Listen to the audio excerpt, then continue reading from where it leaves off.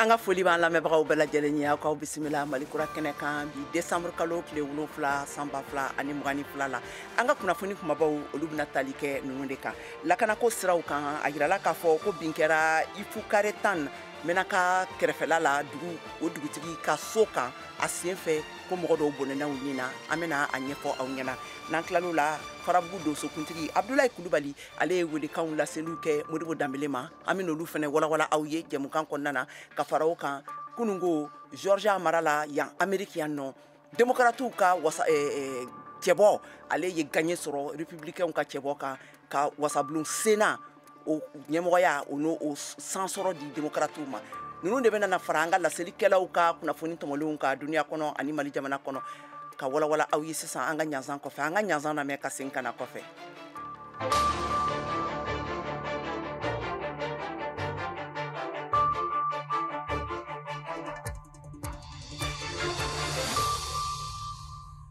Ka segin ko kura ka fɔ y'aw ka bisimila an ka Malikura jɛmukan kɛnɛ kɔnɔ bi arabadonya in na décembre kalo tile 7 san 2022 la ka bɔ studio 6nan kɔnɔna na VOA soba la aw tulo bɛ Kajatu Tarawele de kumakan na ayiwa ka kɛɲɛ n'an ka kunnafoniw ye an tɛna laada wuli komi a yirala k'a fɔ ko coupe du monde n'a kɛɲɛ sigilen bɛ Katarikaw fɛ yen nɔ kab'a daminɛna an b'an ka laselikɛla daɲogo ta kɛnɛ kan nɛgɛ kan ale bɛna ɲɛfɔli kɛ an ye heure tɛmɛnen ninnu na balontan minnu kɛra ntolantan minnu kɛra gagnés minnu sɔrɔl'o la kunungo farafina jamanaw caman ye wulikajɔ kɛ ka kontan jira ka kɛɲɛ ni Maroc jamana ka san sɔrɔli ye ka qualifier ka taa quart de finale la daɲogo i bisimila an ka kɛnɛ kan kunnafoni yani wula y'a fɔ cogo min na farafina nisɔndiya de bɛ yen sabula jamana kelen min tora kɔni ka farafina kɔni k'ale jɔɲɔgɔn ta coupe du monde kɛnɛ kan n'o ye Maroc ye ale ye sebaya sɔrɔ kunun Espagne jamana kan i ka dɔn tiro but u taar'o la Maroc kɔni ale ye sebaya sɔrɔ a kɛra nisɔndiyaba ye kosɛbɛ kɛrɛnkɛrɛnnenya la Bamako yɛrɛ a bɛ fɔ yɔrɔ min ma ko Amandine ne bɛ Badalabugu Marocains minnu bɛ Bamako olu ye ɲɔgɔn sɔrɔ yen ka dolantan in k'a lajɛ olu nisɔndiyara kosɛbɛ an b'a ye fana k'a fɔ bɔlɔlɔsiraw fɛ mun ye jamanakuntigiw caman ye farafina olu caman kɔni ye i ka dɔn k'a fɔ foli kɛ ka ɲɛsin Maroc ma ani a ka dolantannaw ma ka sabu kɛ u ye farafina kunkolo kɔrɔtali min kɛ nin kɛnɛ belebele in kan o la sa an b'a ye k'a fɔ bi araba ani sini alamisa o ye sɛgɛlafiɲɛbɔ ye dolanten u la a dolantanw kɔni olu bɛ daminɛ quart de finale u bɛ daminɛ jumadon kɔni kulu fɔlɔ minnu bɛ ci ɲɔgɔn na o ye Croatie ani Brésil olu bɛ ɲɔgɔn sɔrɔ n'olu ta tɛmɛna ka bɔ yen Pays-Bas ni Argentine olu bɛ ɲɔgɔn sɔrɔ quart de finale dolan kɔni olu bɛ kuncɛ sibiridenw i ka dɔn Maroc Portugal olu bɛ ɲɔgɔn sɔrɔ n'o tɛmɛna ka bɔ yen mun ye Angleterre ani France ye olu bɛ ɲɔgɔn sɔrɔ ni kulu minnu kɔni tɛmɛna o la a tɔ bɛ to kulu naani ye olu bɛ ɲɔgɔn sɔrɔ mun ye demi-finale ye o kɛnɛ kan Mohamed Daɲeko mankan don VOA tɔgɔ la ka bɔ Bamako. Ayiwa ka tɛmɛ n'an ka kunnafoniw ye halisa k'a fɔ ɲɛna an bɛ lakanako bolo ka Mali jamana kɔnɔna na a yirala k'a fɔ tarata su la ka taa bi araba sufɛla la Menaka mara la fɛn min ye mototigi lakodɔnbali marifatigi dɔw ye olu taara ka taa bin Almuner Agatamu n'ale ye Ifu Kare 10 ale dugutigi ye a ka so kan awa a sen fɛ a dankarili sen fɛ a yirala k'a fɔ ko mɔgɔ dɔw bɔnɛna u nin na a sira kan Alhussein Alaji n'ale ye VOA Bambara ka laselikɛla ye ka bɔ Tɔnbukutu ale bɛ ɲɛfɔli kɛ a ɲɛ kan an ka kumakanw lamɛn. Almuner Agatamu fagara f'a ka so kɔnɔ seereyaw y'a yira k'a fɔ ko cɛ marifatigi mɔgɔ 10 minnu bɛ moto sanfɛ olu de nana nin kɛwale in kɛ cɛ marifatigiw ma dan o ma u y'a denkɛ fɛnɛ faga a nɔfɛ yan'u ka yɔrɔ bila Almuner Agatamu kun ye Menaka mara maaba dɔ ye wa tɔ min bɛ yen nɔ n'o ye Mouvement pour le Salut de l'Azawad o ma fana kun don a tun ye dugu min tɔgɔ Ifu Kare 10 o dugu ɲɛmaa ye laseli dɔ kɔnɔ kabila min tɔgɔ Idaksak u y'u ka nisɔngoya yira Almuner ka fagali kɔfɛ o laselikɛla na Idaksakaw ka kumalaseli y'a yira k'a fɔ ko mɔgɔ minnu ye nin kɛwale kɛ u ŋaniya ye walasa ka kabilaw don ɲɔgɔn na dɔgɔkun tɛmɛnen ninnu yɛrɛ la Menaka mara kɔnɔ cɛ marifatigi dɔw kun ye bagabaga kuma ta ka transportɛriw sɛgɛrɛ minnu bɛ Menaka an Songo ni Gao sira kan kangari dara u ye k'a fɔ k'u ka sira in bila f'u ka u yamariya k'a ta o waati kelen na kunu n'o ye tarata ye décembre kalo tile 6 san 2022 mali ka finitigilakaw u ye wilikajɔ dɔ kɛ kita n'o yɛrɛ bi nanpa la Tombouctou mara kɔnɔ. u ye fariɲawale kɛba maa kelen bɔnɛ ani la ka maa 8 ɲɛnama minɛ. o yɔrɔ la u y'u ka maramafɛnw minɛ u bolo fɔɔ ka taa se talikiwalikiw ma ani mina min b'a to u be yɔrɔ jan filɛ n'o ye GPS ye. ni Alhuseina Alhaji ka laseli ye VOA Bambara tɔgɔ la ka bɔ Tombouctou. Farabugu donsokuntigi Abdoulaye Kulibali ale ye laselikan dɔw kɛ. Modibo Dameli be a ɲɛfɔ a ɲɛna. Bon, Farabugu kɔni ale bi a ma bɔ bolo la. Ale bi gadi wolo mɔgɔ tigilamɔgɔ ale bi dagalenbaw dara an tɛ se ka bɔ. Ni an ka faamaw kɔni tɛ an tɛ se ka bɔ ka taa diɲɛ yɔrɔ si. An ye ja dɔw ye bɔlɔlɔ siraw kan ko Farabugu musow bɛ welewele da la ko ka dɛmɛ se u ma. O to la mun de bɛ sen na ye Farabugu bɛ cogo di? N ko anw fɛ yan n ko balo banna pewu. An kun bɛ taa je de furan. Denkisɛ dɔ de don kungo kɔnɔ. An kun bɛ t'o de furan ka na n'o ye k'o susu k'o kisɛ bɔ k'o dun. Bamanankan bɛɛ t'a dɔn mɛ an b'a fɔ tubabukan na n ko foni sauvage. Parce que n'i y'a susu a kisɛ ni fini kisɛ de kɛ kan. An kun bɛ t'o de furan kungo kɔnɔ ka na n'a ye ka n'a susu k'a dun. Jadi mɔgɔ ninnu yɛrɛ u taara ka taa tasuma bila o fɛngɛ o bin fɛnɛ na k'a bɛɛ tu jigin k'a ban. N y'a sɔrɔ a bɛɛ jiginnen don k'a ban foyi tɛ. An nana. An nalen an kɔni y'an dama kasi an ka finitigilakaw la. U fana ye wele kɛ. An bɛ balo kɔrɔ min bilalen tun bɛ Segu n'a kun bɔra Sevare ka na Segu. Kuna sini kɔni Ala y'an dɛmɛ an ka finitigilakaw sera k'o ta bɔli la ka na d'a ma fara. U y'o ta avion na ka na d'a ma. N'o tɛ mois d'octobre ka na mois de novembre kɔni na a kɛra an fɛ gɛlɛyaden dan yan. Semaine tɛmɛnen an fɛ yan balo dumuni tun tɛ yan. Mɔgɔkɔrɔbaw a bɛ ji de kalaya k'a min. An bɛ sirini min sɔrɔ k'a dilan o b'o di denmisɛnninw ma. An kɔni hali bi gɛlɛya dan y'anw ta ye. Et puis fana 2 ans fo à 3 ans an ye daminɛ fɛ ekɔliden ma kalan an fɛ Farabugu yan. Lakana tigilamɔgɔ minnu bɛ yen munna aw yɛrɛ ka jateminɛ la u ma se ka dugu bɔ bolola hali bi? Bon, lakana tigilamɔgɔ minnu bɛ an fɛ yan olu kɔni u ye baara kɛ parce que u ko olu nana de ka dugu sécurité fɛn se ka bɔ yɔrɔ wɛrɛ ka na bi dugu kan. Alhamdulillah an b'u tanu na o kɔni u b'o sécurité la parce que ni mankan bɔra n'an y'u wele dɔrɔn u b'an magɛn. N'an y'u wele dɔrɔn u b'an magɛn. O b'a yira k'a fɔ hali bi an bɛ nin wagati min na aw tɛ se ka bɔ ka taa aw ka dahirimɛ minɛ ɲiniyɔrɔ la sɛnɛkɛyɔrɔw ni jagokɛyɔrɔw dugu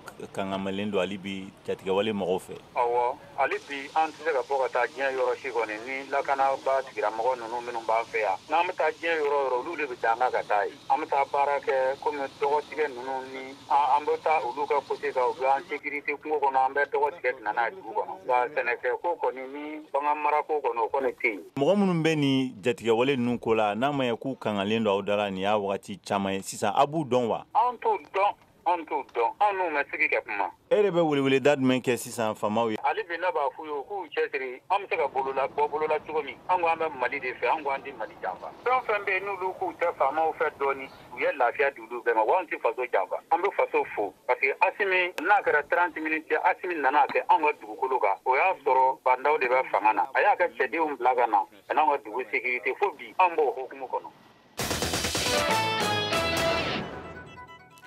Ka kɛɲɛ ni duniya tasibila kɛrɛnkɛrɛnni don ye ka da hadamadenya hakɛ taabolow kan Mali hadamadenya hakɛ kɔlɔsi kulu n'a bɛ wele ko CNDH olu bɛ kan ka u ka tɔnsigi 14nan kɛnɛ sigi a ko kɔnɔna na Mohamed Danjogo ale bɛ ɲɛfɔli kɛ an ye a kan an ka kumakanw lamɛn. Ni lajɛrɛ belebele ni ale kɛnɛ kan mun ye hadamadenw ka hakɛw o sabatiliw o kumaw olu de bɛna kɛ tile 2 baaraw kɔnɔna la. Agibu Buware n'ale ye hadamadenw ka hakɛw sabatili cakɛyɔrɔ ɲamaba ye an ka lamɛn. Ye donba de y'an bolo parce que ni y'a tako 14nan ye an bɛ nin lajɛ in boloda a bɛ fɔ kalo min ma ko hadamaden hakɛ ani jo sariya kalo donc o bɛ fɔ ka da 10 décembre kan 10 décembre 1948 sariyaba dɔ taara diɲɛmaaw fɛ adamadenw ka hakɛ ko kan adamadenw ka danbe ko kan adamadenw ka jo sariya ko kan n'a bɛ fɔ o ma ko déclaration universelle des droits de l'homme donc n'o kalo sera waati o waati an bɛ wulikajɔw caya an bɛ communiquéw kɛ an bɛ déclaration kɛ pour que ka mɔgɔw hakili jigin adamaden hakɛ ko ani jo sariya ko nafa la diɲɛ kɔnɔ. hakɛ ko kuma la mun ye jɔnya walew ye mun ka kɛ Kayi, Nara, Kulikoro ani mara wɛrɛw la o kumaw tun bɛ sen kan. Faraba Jara ale kɔni y'a yira k'a fɔ olu bɛ don min na ko bi bɛnkanni taara ka ɲɛsin olu ma ka sabu kɛ jɔnyako ye. Weleweledakan min b'a bolo an ka o lamɛn. Laɲini fɔlɔfɔlɔ mun bɛ ne bolo n'a kun ye mun ye an ka déplacé minnu bɛ cité des enfants na Bamakɔ a ka ca ni 100 fila ye sa o bɛ yen cité des enfants présidente n y'a ye sisan yɛrɛ an ka laɲini ye mun ye gouvernement ka décret de bɔ an b'a fɔ a ka wari d'an ma an b'a fɔ a ka sanu d'an ma mais a ka décret bɔ en criminalisant les statuts a ka criminaliser bon mɔgɔ minnu bɛ faga mɔgɔ minnu bɛ bugɔ mɔgɔ minnu bɛ gɛn k'a fɔ ko an bɛɛ de ye kelen ye komi an ka laɲini o de ye. Agibu Buwari ka fɔ la o weleweledakan a mɛnlen don jamana ɲɛmaaw fɛ sabula waleyaw bɛ sen na bi mun na i ka dɔn jɔnya wale maa minnu bɛ kɛ a kɛbaa ye olu ka se ka ɲangi. Agibu Buwari. Jɔnya kɛlɛko la ministre min ɲɛsinnen don kiriko koɲɛw ma bɛ ka code pénal relecture kɛ ani code de procédure pénale pour que jɔnya ko in a ka kɛ infraction ye min bɛ se ka ɲangi comme crime parce que an ka sariyaw kɔnɔ o kun tɛ yen. Ni baara in kɔnɔna la mun ye san 2022 kɔnɔna ye adamadenya hakɛ yɛrɛ a bɛ lahala jumɛn na Mali la o kuma bɛ fɔ ani fɛɛrɛ jumɛn bɛ se ka tigɛ mun na olu hakɛw bɛ se ka sabati ka ɲɛ cogo min na ka bɛn san wɛrɛ ma. Mohamed Danyoko VOA tɔgɔ la. nin tɛmɛnen kɔfɛ a yirala k'a fɔ buruko gɛlɛyaba de bɛ Gawokaw kan. Ayiwa Abubakar Ture n'ale ye VOA Bambara ka laselikɛla ye ka bɔ Gawo ale ye sɛgɛsɛgɛliw kɛ a kan an k'a ka sɛgɛsɛgɛlikanw lamɛn. Depuis vendredi tɛmɛnen buru sɔrɔli Gawo kɔnɔ a man di sabula boulangeriw u ye baara jɔ jagoya la farini min b'a to u ka buru dilan o farini a tɛ sɔrɔ bilen. Barajal i bɛ se ka nin walawalan ye dɔɔni. Kabini juma tɛmɛnen dala dumuni buru o sɔrɔli o de ye katabali banani ye dugu in a n'a lamini bɛɛ lajɛlen kɔnɔ. A sababuya tɛ dɔwɛrɛ ye ko farini mugu min bɛ kɛ ka buru dilan o de tɛ ka sɔrɔ. O kɛra sababu ye mɔgɔ minnu bɛ buru dilan kɛ n'o ye boulangerie tigiw ye minnu bɛ ŋɔmiw yiran n'o ye musolakaw ye fo ka taa se sɛfan ani kafe feerelaw olu bɛɛ lajɛlen ka baaraw jɔlen don. Ɲinɛ kɛ sanduci feerelaw ekɔliso daw la ani dɔgɔtɔrɔso daw la. Ɲɛmaw kɔni y'a yira communiqué dɔ kɔnɔ min bɔra mara ɲɛma yɛrɛ yɔrɔ n'o ye gouverneur Musa Traoré Gawo région gouverneur ale yɔrɔ la. U y'a yira ko a tɛ komi i n'a fɔ farini tɛ dugu nin kɔnɔ nka maa ŋaniya jugu dɔw olu de bɛ kuma bɛɛ farini mugu nin cɛ ni ka taa n'a ye yɔrɔ wɛrɛw la ka se ka t'u feere dasɔngɔ giriman na min ni Gawo ta tɛ kelen. O la sa olu ka sɔrɔ kama olu kɛlen don ni ka farini mugu nin don magasinw kɔnɔ k'u datugu ka gɛlɛyaw wajibiya maanifɛnw kan. A kɛlen don jɔrɔba ye a kɛlen don haminankoba ye ka daa kan baarakɛla bɛɛ lajɛlen ani gwadomusow an bɛɛ jɔrɔlen don wa an bɛɛ haminen don. N'i ko daraka ka teliya denmisɛnninw kana bila retard la ekɔli la f'u ka dumuni sɔrɔ joona. A ko gɛlɛyalen don ka daminɛ kunu dimanche su ka dugu jɛ lundi la buru baarali daminɛna Gawo dugu kɔnɔ nga a sɔngɔ yɛlɛmana. Burukala kelen min kun bɛ ka feere 30 la ale bɛ ka feere nin waati na Gawo dugu kɔnɔ dɔrɔmɛ 40. Nga ɲɛmaw ka communiqué in kɔnɔ hali sisan u y'a yira k'u bɛna fɛɛrɛ ani dabali bɛɛ lajɛlen tigɛ walasa jagokɛla fɛn fɛn minnu bɛ to ka bɔ ni farini mugu ye dan ka siri nin ko in na barisa Gawo de ka kan ka ŋaniya ni farini mugu nin ye n'a ye labɔli kɛ kuma min a ka sɔrɔ k'a bila ka taa fan wɛrɛw fɛ. I ni ce Gawo VOA Bambara tɔgɔ la Bubakar Ture.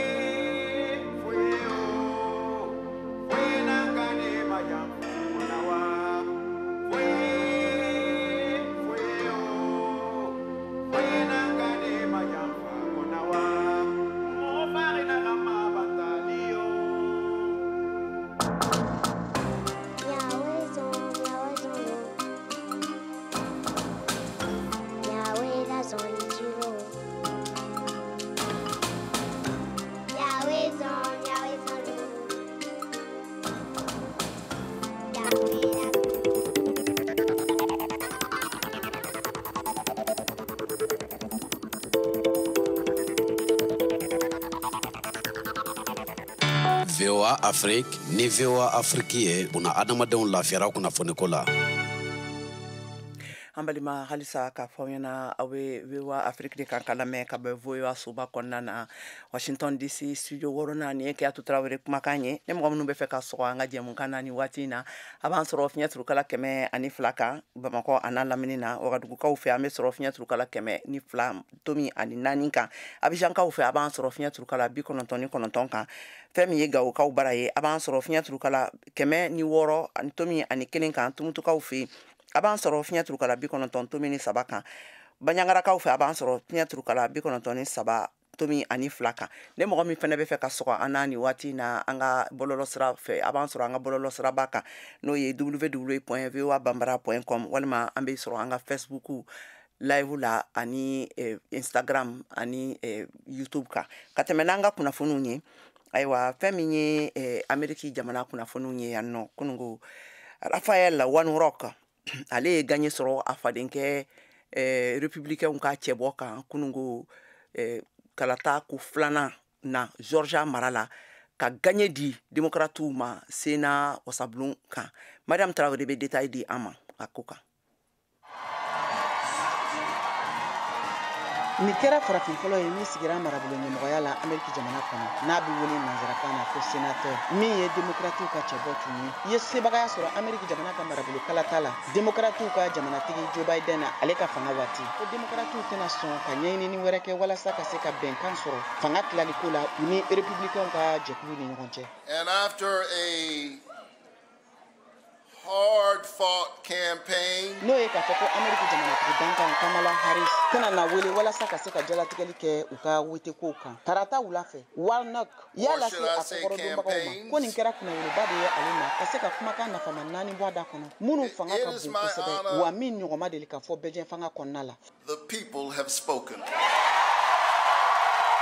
Faso jama de kumana ni gagné tako flana min kɛra sénateur Warnock fɛ kalata tako flana kɔnɔna la san caman kɔfɛ démocratique ka cɛbɔw sera ka sebagaya sɔrɔ marabolo kalata la n'o ye Sénat ye n'a kala tun ka yan ka ta 49 51 cɛ ma walasa ka se ka sebagaya sɔrɔ n'o de bɛ yira k'a fɔ ko kilancɛ fan fila bɛɛ lajɛlen fɛ ka fara John Fetterman u ka sebagaya sɔrɔli ka Pennsylvanie jamana fanga bɛna tila fila ye républicain ka cɛbɔw. I'm always going to give thank my Lord and Savior Jesus Christ. Olu minnu sera ka marabolo kɔnɔna ɲɛmɔgɔya sɔrɔ n'o ye Chambre des représentants ye Walker ale min kɛra o cɛbɔ ye ni Ameriki jamanatigi kɔrɔ Donald Trump jɛɲɔgɔnkɛ don i y'a lase a ka bɛrɛbɛrɛli tɔnw ma. But one of the things I said is when they called the race. Kunu tarata min kɛra u ka lajɛ yɔrɔ dɔ la n'a bɛ wele ko College Football Hall of Fame Atlanta mara camancɛ yan fan fɛ a jatew bɛɛ de i n'a fɔ fɛn ma fara kan a y'a lase cogo min na hakɛto ɲini o tɛ diɲɛ kɔnɔ wa n tɛna o sɔrɔ nin waati in na ka d'a kan an ye kɛlɛ yɛrɛ yɛrɛ de kɛ.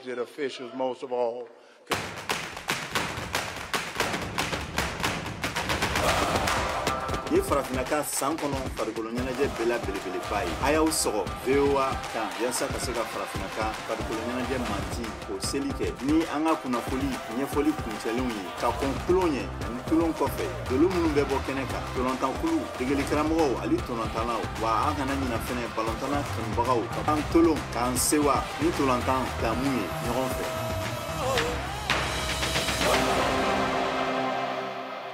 Kunungo Senegal jamana kan fɛn min ye Usman Sonko ye n'ale ye fanga garadabaga kamalen ye ani a fɔra bina bugutigi min kan n'a tɔgɔ ko Haji Sar olu ye ɲɔgɔn sɔrɔ kiri kɛnɛ kan Dakar kiri so kɔnɔna na ayiwa nama jara n'ale ye VOA Bambara ka kunnafoni lasela ye ka bɔ Dakar ale tun bɛ kɛnɛ nin kan an ka laselikanw lamɛn a koɲa kan. Senegali fanga sina Usmani Sonko ani Haji Sar ka kuma ɲɔgɔnya u ni kiritigila Umar Mahamu Jallo cɛ Dakar kiritigiso la a daminɛna nɛgɛ kaɲa 11 waati de la ka ban fo su nɛgɛ kaɲa 20. Haji Sar n'a ka fini bilenma tuma min a n'a ka lafasalibagaw tun bɛ ka na kiritigiso la u nisɔndiyalen nga u bɔtɔla u ni Usmani Sonko ka kuma ɲɔgɔnya bannen a ka binkaniwale in kɔɲa in na a bɛ komi Haji Sar n'a ka lafasalibagaw nisɔndiyalen tɛ i n'a fɔ u tun bɛ ka na. Fanga sina Usmani Sonko kɔni mɔgɔ ma bɔtɔla ye kiritigiso la k'a bɔra ni da min bɛ kɔfɛla la a ka lafasalibagaw nana ka ɲɛfɔli kɛ kunnafonidilaw ye. Maître Bamba Sise ko mɔgɔtigi ni Haji Sar ma sɔn ka u ka ɲininkaliw jaabi binkaniwale in kan kiritigila ɲɛna. On s'attendait à an tun bɛ ni muso in makɔnɔ n'a ye Usmani Sonko jalaki k'a binna kan a ka na ni binkani dalu ye n'a kuma mɛnna a da k'a sɔrɔ Usmani Sonko y'a jira ko janfa de bɛ ko in na wa a ye dalu di o la an tun ko u fila ni kiiritigɛla ka sigi ka kuma bɛna kɛ sababu ye an bolo ka ɲininkaliw k'a la dalu minnu b'a bolo a fɔ man di nka ni muso in ma dalu si labɔ a ma sɔn ka kuma an ma se k'o faamu a bolo an tun b'a miiri k'a bɛna kuma bɛɛ fɔ binkani in kan ka da kan a tun b'a fɔ tuma bɛɛ ko ale bɛ don dɔrɔn de makɔnɔ wa bi a nana a ma na ni dalu foyi ye ne hakili la kabini sisan nin ko in ka dabila wa kiiri tɛ yen bilen nka Adji Sarr ka lafasalibaga do maître El Hadji Diouf ko Usmani Sonko folo de y'i ban ka Adji Sarr ka lafasalibagaw ka ɲininkaliw jaabi a mana kɛ cogo cogo an ka client Adji Sarr ye kiiritigɛla ni procureur ka ɲininkaliw bɛɛ jaabi wa a tun lafiyalen don sisan tuma min na an ye ɲininkali in kɛ Sonko la a ma sɔn ka jaabi di o de y'a to tuma min Sonko ka lafasalibagaw ye ɲininkaliw kɛ Adji Sarr la a fana y'i ban k'u jaabi a ko u ka client banna ka ne ka lafasalibagaw ka ɲininkaliw jaabi o la ale de ye kumaɲɔgɔnya in tiɲɛ bari a y'i ban nka procureur kiiritigɛla ani Adji Sarr ka lafasalibagaw ka ɲininkaliw jaabi Senegali fanga sina Usmani Sonko ni Adji Sarr ka kumaɲɔgɔnya kɔni banna u ni kiiritigɛla cɛ hali ni kuma jɛlen ma fɔ yala kumaɲɔgɔnya wɛrɛ bɛna kɛ wa walima kiiri de bɛna kɛ wa mɔgɔ si t'o dɔn fɔlɔ Dakar kiiritigiso in daba la fana sifin dɔ nana ka fara kunnafonidilaw kan ka npogotigini Adji Sarr neni nka polisiw nana ka minɛ ka tila ka bila Nama Jara Dakar Bewa Bambara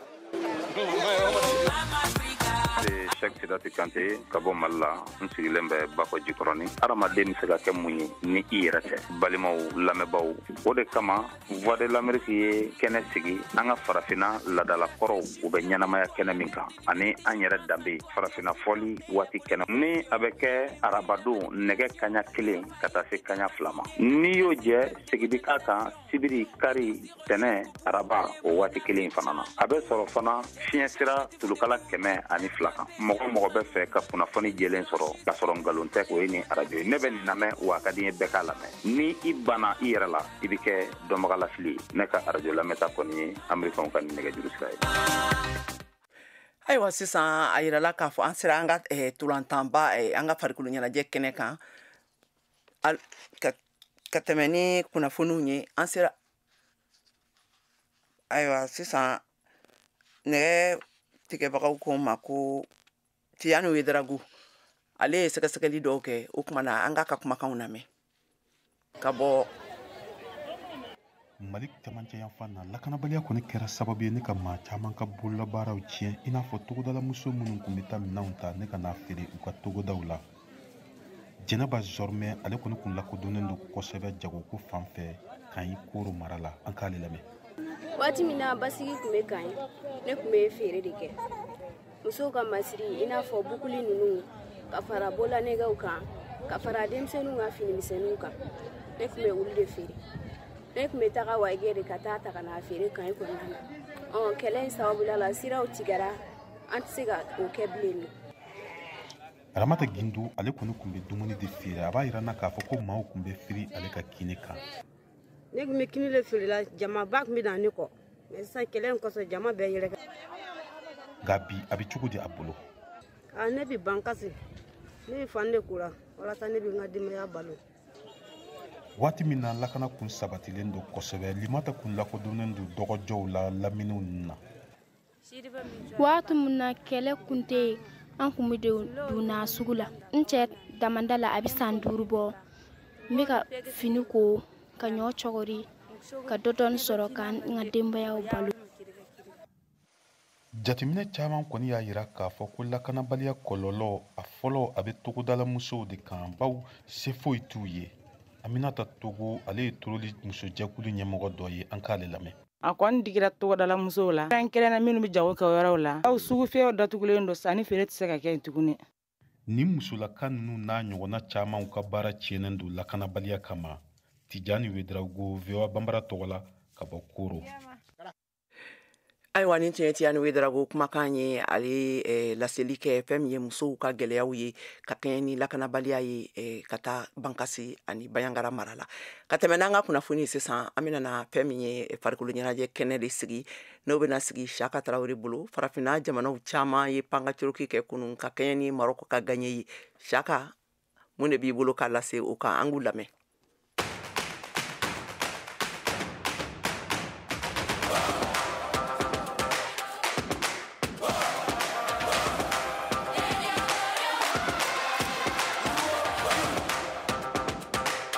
Coupe du monde ko kun kan jɛkuru kara sɛnɛntɔlɔntan ɲɔgɔndanba ko don min bɛ senna Qatar jamana kan kabini novembre kalo tɛmɛnen tile 20 bi araba ani sini alamisa olu kɛra sɛgɛnnafiɲɛbɔ don ye ka quart de finale ɲɔgɔndan 4 ma kɔnɔ minnu bɛ tan sinikɛnɛ juma ani o dugusajɛ sibiri Croatie Brésil jumadon nɛgɛ tan 5 olu bɛ ɲɔgɔn sɔrɔ Pays-Bas Argentine jumadon ɲɔgɔndan 2 nɛgɛ tan 9 sibiri nɛgɛ tan 5 Maroc Portugal olu bɛ ɲɔgɔn sɔrɔ o sibiri kelen na nɛgɛ tan 9 Angleterre ale ni France bɛ ɲɔgɔn sɔrɔ ka se quart de finale kɛnɛ kan Maroc ye se sɔrɔ 8e de finale la kunu tarata Espagne ɲɛkɔrɔ a kɛra tirobu sen fɛ tilu 3 kanankolo yala mun de ɲɛna Maroc bolo phase de poule la n'i b'a dɔn jɔyɔrɔ fɔlɔ kɛra Maroc ta ye kuru 7 a ka kulu kɔnɔna na groupe F ka fara Maroc kan o kulu kɔnɔ Croatie Belgique ani Canada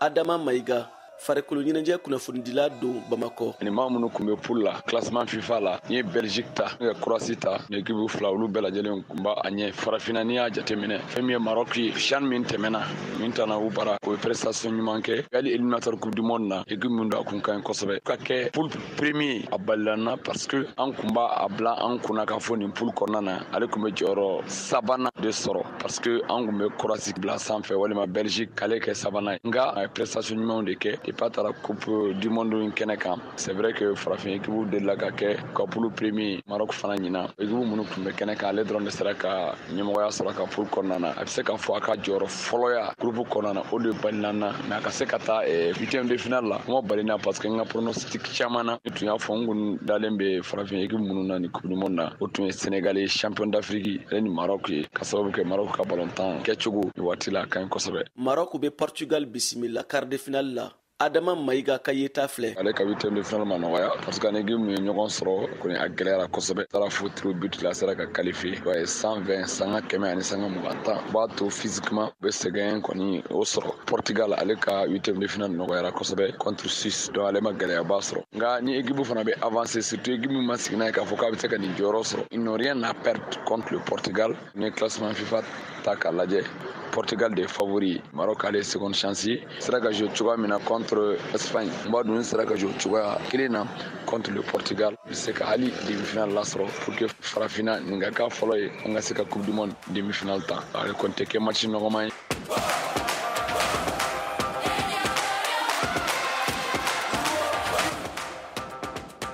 ka segi ka kuma kunu Maroc ni Espagne ka ɲɔgɔndan kan min labana ka kɛ tirobu ye Birama Konate sɛnɛntɔlɔntan degeli karamɔgɔ don Bamakɔ a y'a yira ko tirobu bɛ labɛn kosɛbɛ tirobiti a bɛ komi situation standard an b'a fɔ ma ko les coups de pied arrêtés a bɛ se tirobu ma tuma min na a b'a sɔrɔ fasaw sɛgɛnna hakiliw tan tirobu kelen ma se ka sɔrɔ ka cɛlu lamaga i n'a fɔ min ye Espagne sɔrɔ kunu Maroc ɲɛkɔrɔ Birama Konate sɛnɛntɔlɔntan degeli karamɔgɔ Bamakɔ o b'a sɔrɔ ni compétition baw sera o b'a sɔrɔ u bɛ penalty tan kɛ pour que ka mɔgɔw jajɔ minnu bɛ se k'u tɔ da u yɛrɛ la minnu tɛ se k'olu jajɔ parce que baw la a bɛɛ bɛ kɛ ni penalty tan ye ale wagati kɛrɛnkɛrɛn t'ale bolo ka se ka penalty labɛn mais a b'a ɲini a ka balontannaw fɛ u ka tɔnw na u bɛɛ ka lajɛ ka penalty ba kelen tan yalasa u ja ka jɔ hakili ka sigi ni penalty tan ye a sera na fɛn min ye a ma taa k'olu dan. VOA Bambara tɔgɔ la Bamakɔ Siaka Traoré ka laseli don.